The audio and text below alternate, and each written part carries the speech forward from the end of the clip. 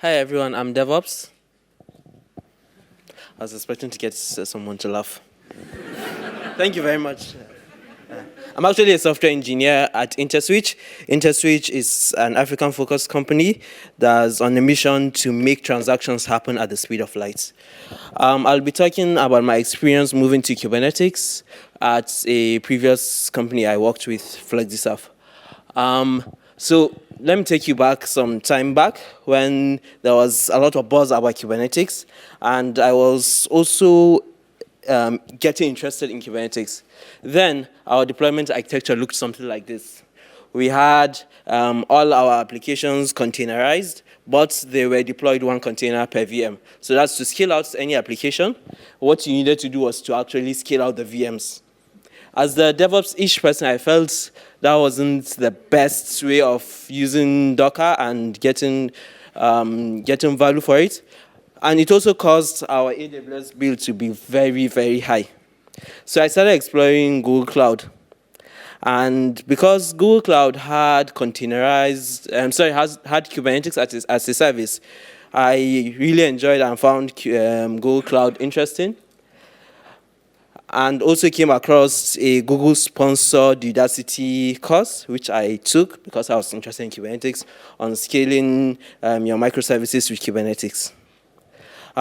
Because it was Google-sponsored, then you could easily use it with your free credits, with your GCP free credits.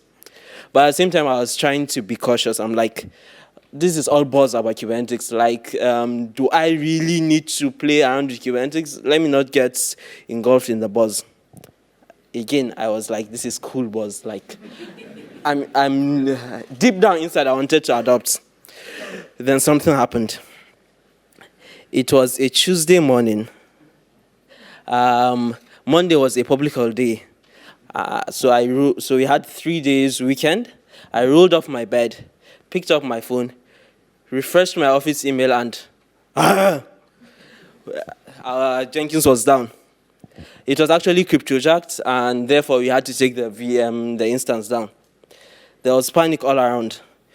This means that we couldn't deliver value to our customers, and all our CI pipelines wouldn't build. Now you use Jenkins for everything. Then I had a bright idea. Why don't I use this opportunity to adopt Kubernetes? Like, there's a talk by a developer advocate on scaling your Kubernetes scaling your Jenkins with Kubernetes on GCP. And I'd already been playing with GCP, so I'm like, yes, Google Cloud would be supporting my Kubernetes and Docker containers like a boss. So yeah, adopt Kubernetes. So I thought it was going to be something like this. The VMs just got scaled up and down. The containers got scaled in and out. You get the gist, scale in and out, scale up or no? But it was more like this. The example was 2 + 2, and the test was, so in real life, it was more complicated than that. Next slide. Yes. So it wasn't like Lego. I didn't just plug in because I had containerized applications, that doesn't mean you just plug it into Kubernetes and it works. It wasn't like Lego. It didn't just fit in there.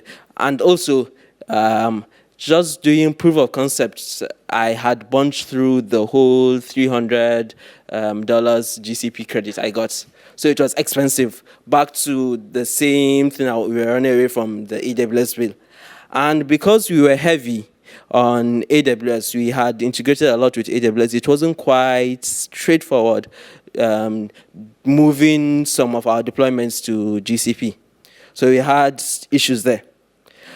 And also our pipelines were already built out, which meant that the pipeline taking the applications to production on AWS was already built, and moving to Kubernetes on GCP meant redoing the pipeline, which meant spending more time on doing that, and we wanted to be back up immediately.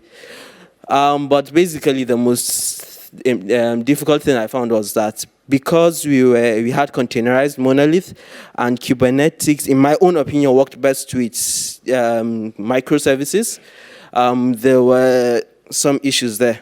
And that was how I learned this important lesson. Thank you very much.